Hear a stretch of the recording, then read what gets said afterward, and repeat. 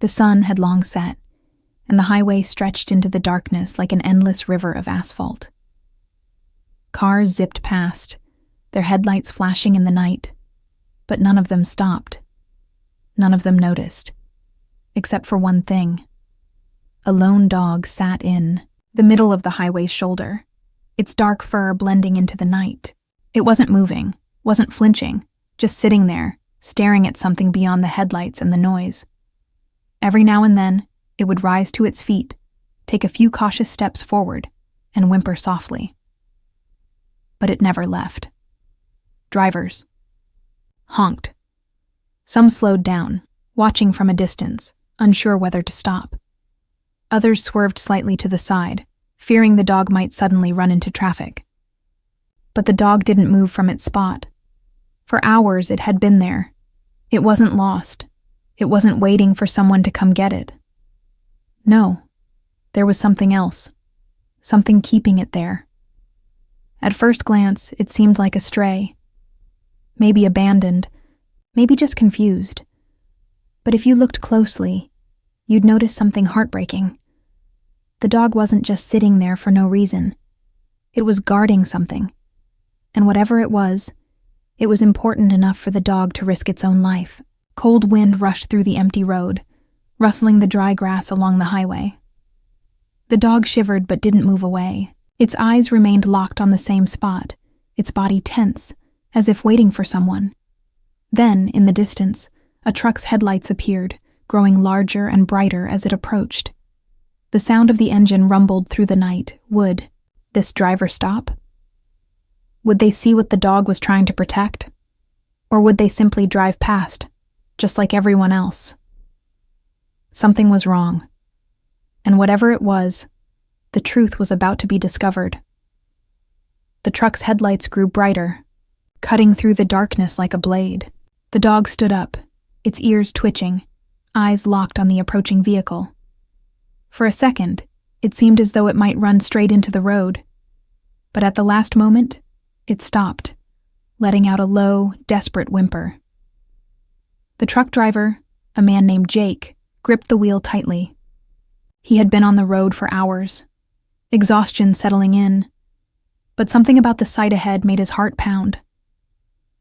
A dog, right there on the shoulder, staring at him, refusing to move. Jake's instincts kicked in. He pressed the brakes, slowing down. The moment he did, the dog barked. Not out of fear, but urgency. It wasn't just some stray looking for food. It was trying to tell him something. He pulled over, the truck hissing as it came to a stop. As soon as he opened the door, the dog took a step back, watching him carefully. It didn't run, didn't growl. It just looked at him with eyes full of something he couldn't quite place. Worry. Pain. Jake stepped closer. The dog's fur was matted with dust, its paws raw, as if it had been walking for miles. "Hey, buddy," Jake murmured, crouching down. "You okay?" The dog's tail didn't wag. Instead, it turned its head toward the edge of the highway, toward the dark field beyond. Then it barked, a short, sharp sound, before running a few steps forward, glancing back at Jake, as if asking him to follow. Jake hesitated. He glanced down the road. There were no other cars in sight. Just him, the dog, and the quiet hum of the highway stretching into the night. Something in his gut told him this wasn't just a lost pet. Something had happened here. With a deep breath, he grabbed his flashlight from the truck and followed. The discovery. The dog led him down the embankment, through patches of dry grass and scattered debris. Jake's boots crunched against the ground as he moved carefully, his flashlight beam sweeping through the darkness. And then, he saw it. A car. It had gone off the road, crashing through the field before coming to a stop against a tree. The front was crumpled, the windshield shattered. Smoke still curled from the hood, faint but steady. Jake's stomach dropped. He ran toward it, the dog right beside him. "Hello?" He called out, his voice tight with panic. "Is anyone in there?" No answer. He reached the driver's side and shined his flashlight through the broken glass. A woman, slumped against the steering wheel, motionless. Jake's breath caught in his throat. Hey, can you hear me?" He pulled on the door handle, but it wouldn't budge. The dog whimpered, pacing anxiously, its eyes darting between Jake and the woman inside. She was alive. He could see the faint rise and fall of her chest, but she wasn't waking up. Jake grabbed his phone. No signal, of course. They were too far out. Heart pounding, he knew he had two choices: leave to find help, or try to get her out himself. The dog wasn't waiting. It jumped onto the wreckage, scratching at the door, barking frantically. Jake took that as a sign. He wasn't leaving. A desperate rescue. With all his strength, he pulled at the door. It groaned, but didn't open. He tried again, planting his feet in the dirt, yanking as hard as he could. Nothing. The dog barked louder, circling the car. Then it stopped, standing near the backseat window, whining. Jake moved his flashlight, and that's when he saw it. A small hand pressed against the glass. A child, trapped inside. Jake's heart nearly stopped. He scrambled to the back door, his fingers trembling as he tried to pull it open. It was jammed. No. There wasn't time to waste. Grabbing a metal bar from his truck, he smashed the window. Glass shattered, and the child, no older than 4, let out a weak cry. "It's okay, I got you." Jake reached in, carefully pulling the child out. The little boy clung to him, coughing. He was scared, but awake. That was good. That was something. The dog, tail wagging wildly now, licked the boy's face, whining softly. Jake turned back to the woman in the driver's seat. He couldn't leave her. Bracing himself, he climbed through the broken back window, maneuvering toward the front. The woman's face was pale, her breathing shallow. "Ma'am, I'm gonna get you out of here, okay?" No response. With one last, desperate pull, he yanked the driver's door open.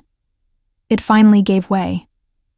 Carefully, he unbuckled her seatbelt, hoisting her into his arms. She barely stirred. The dog led the way as Jake carried both mother and child back toward the highway, his breath ragged, legs burning. By the time he reached his truck, a pair of headlights appeared in the distance. Another car, slowing down. Help was finally here. And the dog who refused to leave, had just saved 2 lives. The approaching car came to a stop, its headlights cutting through the darkness. A man stepped out, his face wrinkled with concern. "What happened?" he asked, rushing over. Jake, still catching his breath, carefully set the unconscious woman down on the ground beside his truck. The child clung to his shirt, his tiny fingers curled tightly in fear. "Car crash," Jake said quickly. "She's alive, but she needs help. The kid, he was trapped in the back seat." The man, who introduced himself as David, immediately pulled out his phone and tried to call for an ambulance. "No signal," Jake cursed under his breath. "The highway was too remote." "We need to get them to a hospital," David said, glancing at the woman. "She doesn't look good." Jake nodded and quickly carried the woman into the back seat of his truck. David gently pried the child from Jake's arms and buckled him into the passenger seat. The dog, still panting, hesitated. Jake turned to it. "You coming, buddy?" The dog didn't move. Instead, it turned its head back toward the crash site and let out a low, mournful whine. Jake's stomach twisted. Something wasn't right. He exchanged a glance with David, then turned his flashlight back toward the wreckage. The dog trotted ahead, barking insistently, urging them to follow. Jake hesitated. He knew every second counted, but something in the dog's behavior made his chest tighten. "Stay with them," he told David. "I need to check something." David nodded. Be quick." With that, Jake jogged back down the embankment, his flashlight flickering over the twisted remains of the car. The dog stood beside the wreckage, pawing at the ground near the passenger side. It whined, its tail low, its ears pulled back. Jake's breath hitched. Then he saw it. A second car. It was further down the slope, half buried in tall grass. Jake's heart pounded. He hadn't seen it before in the darkness. It had to have crashed at the same time as the first car. But if that was true, someone else had been here. The dog barked frantically, circling the wreckage. Jake ran toward it. The moment his flashlight beam hit the broken windshield, his stomach twisted into a knot. Inside, slumped over the steering wheel, was a man. Blood streaked down his face. Jake yanked on the door handle. Locked. He peered through the cracked glass, pressing his fingers against the window. "Hey, can you hear me?" No response. The dog whimpered, its paws scratching at the ground. Jake took a deep breath and smashed the side window with his elbow. Glass rained down, cutting into his skin, but he ignored the pain. Reaching inside, he pressed 2 fingers to the man's neck. Cold. No pulse. Jake's chest tightened. Who was he? How was he connected to the woman and child? His flashlight moved lower, and that's when he saw it. A gun, lying on the passenger seat. Jake's breath caught. This wasn't just a car accident. This was something worse. The dog barked again, snapping Jake out of his shock. He took a step back, his mind racing. Was this man chasing them? Did the woman crash trying to get away? And then, another horrible thought hit him. Had this dog been guarding the woman? Or had it belonged to him? Jake clenched his jaw. There were too many questions, too many unknowns. One thing was certain. The woman was in danger. He had to get her to safety. Without wasting another second, Jake turned on his heel and sprinted back to the truck. The dog followed, its paws thudding against the dirt. David looked up as Jake approached. What was it? Jake's face was grim. Another car, a man, dead. David's eyes widened. What? Who was he? Jake shook his head. I don't know. But we need to get them out of here. Now. David didn't argue. Jake jumped into the driver's seat and started the truck. The engine roared to life, tires kicking up dust as they pulled onto the highway. The dog settled into the back seat, curling up next to the unconscious woman. The little boy, still shaken, reached out a trembling hand and rested it on the dog's head. The dog didn't move. It just sat there, watching, waiting. And Jake had the sinking feeling that whatever had happened tonight, it wasn't over yet. The truck sped down the dark highway, its headlights cutting through the empty road ahead.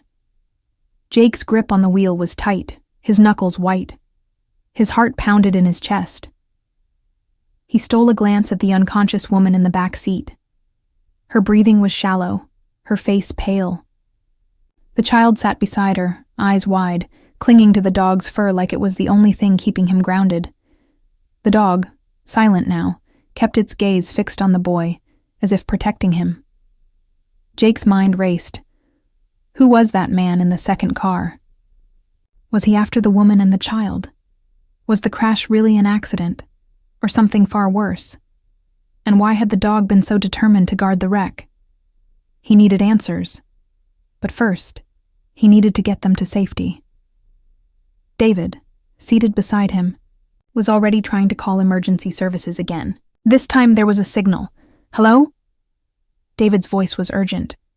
We have an injured woman and a young child. Car crash. Highway 17, about 20 miles past the last town. She's unconscious, but she's alive. We need an ambulance. Now? Jake exhaled in relief as David gave them their location. Help was on the way. The woman stirred. Jake's eyes flicked to the rearview mirror. She groaned softly, her eyelids fluttering open. Hey, take it easy, Jake said, keeping his voice calm. "You're safe now," she blinked, confusion clouding her face. Then panic set in. "Ben, where's Ben?" she gasped, trying to sit up. Jake glanced at the boy. "He's right here," he reassured her. "He's okay." Tears welled in her eyes as she reached for the child, pulling him into her arms. The boy buried his face in her shoulder, clinging to her. David turned around. "Ma'am, do you know what happened? Do you remember the crash?" She looked at him, then at Jake, her face full of fear. "Yes," she whispered. "We were running. He was chasing us." Jake's stomach dropped. "Who?" She swallowed hard. "My husband." Silence filled the truck. Jake's grip tightened on the wheel. The man in the second car. Her husband. She let out a shaky breath. He wasn't a good man. I tried to leave before, but he always found me. This time I thought I had a head start. I took Ben, and we drove through the night. I didn't stop, but then I saw his headlights in the mirror. He was right behind us. He wouldn't let us go. Jake's jaw clenched. The crash hadn't been an accident. "He ran me off the road," she whispered, tears streaming down her face. "I lost control. Everything went black." Jake exchanged a look with David. "He didn't make it," Jake said carefully. The woman's breath hitched. She stared at him, a mixture of shock and relief washing over her face. She looked down at her son, stroking his hair. "It's over," Jake nodded.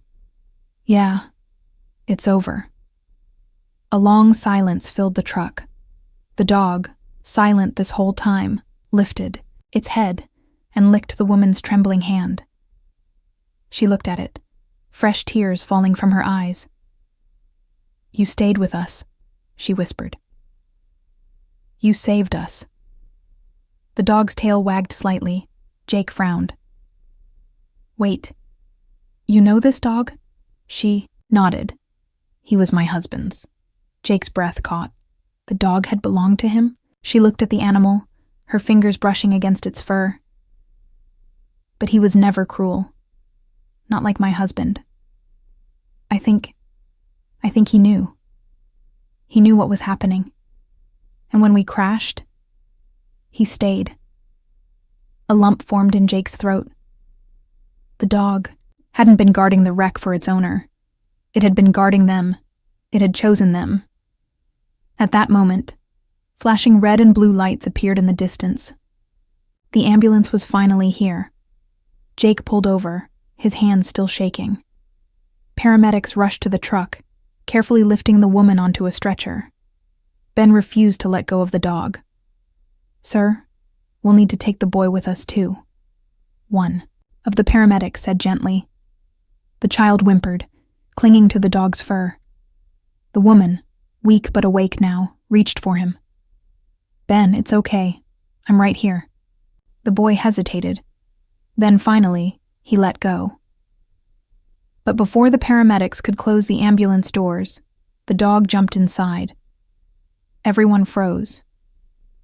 The dog sat beside the stretcher, its eyes locked on the woman and child. Jake took a deep breath.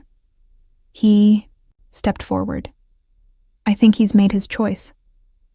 The paramedic looked at the woman. "Ma'am?" Tears welled in her eyes as she stroked the dog's head.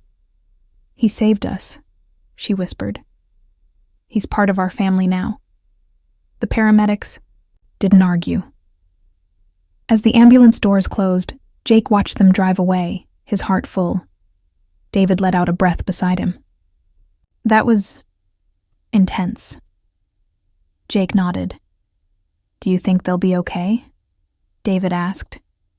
Jake looked at the fading taillights. "Yeah," he said softly. "I think they will." The dog had made sure of that, and for the first time that night,